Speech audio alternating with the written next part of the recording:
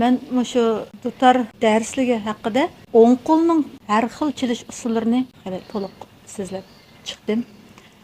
Sol qo'l haqida endi boshlamoqchi. Shunga bugun sol qo'l to'g'risida qisqa filmlarni, ya'ni bundan davomlashtirmoqchi.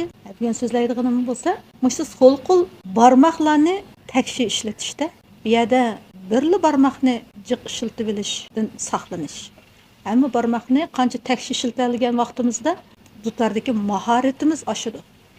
Shunga men bugun qisqacha bir mazmunni so'zlayman. U bo'lsa, masalan, shu mi fa ma bu ikki padini orqa-orqa bosgan vaqtimizda ko'pincha mayli dars o'tayotganlarning barmoqini ko'rma, cheyotganlarni ko'rma. Ma bu orqa-orqa ikki padi bo'lgandan keyin to'lisi ma ko'rsatkich barmoqdan kaynidilla fani bosmoqchi bo'lsa, ma o'tir barmoq bilan bosibdi. Men nomsiz barmoq bilan bosaman. Ma'nolar bosaman. Nimishga deganda bu yerdagi maqsad ovoz tusini eng turaqli holatda, eng to'q, aniq holatda chiqarishni maqsad qilamizda. Shuning uchun bu yerda mau barmoqdan ko'ra biz nomsiz barmoqni ishlatgan vaqtimizda eng yaxshi ovoz tusiga erishamiz.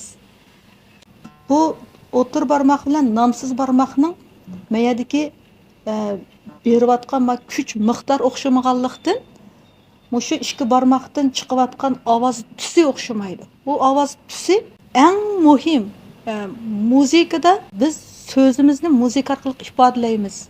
Bu ifodalamoqchi bo'lgan mazmunni biz shu ovoz tusi orqali shu barmoqimizning har xil besish, har xil uni mo'jush, shu xil mazmunlar bilan biz so'zimizni muzika orqali ifodalaymiz. Shunga shu barmoq masalasi kelganda zodi qaysi barmoqda bossak eng yaxshi aniq bo'lgan ovoz tusiga erishimiz deganni bakrak o'ylashib, shuni qo'g'lishib, mashq qilishimizga to'g'ri keldi. Shunga men ko'pincha shu dutor o'rganayotgan saboqdoshlarga tavsiyalarim shu orqa-orqa ikki pada kelgan vaqtida biz shu nomsiz barmoqqa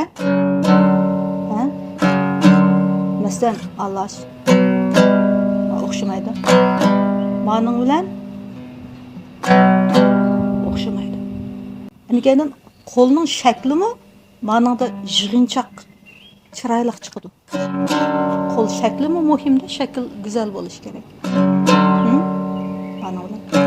Manda qilsa qarang, ikki barmoqimiz o'rnini topolmay qo'yadi hozir. Nomsiz barmoq bilan chimchilaqa rohat ko'rinmayapti ko'zimizga.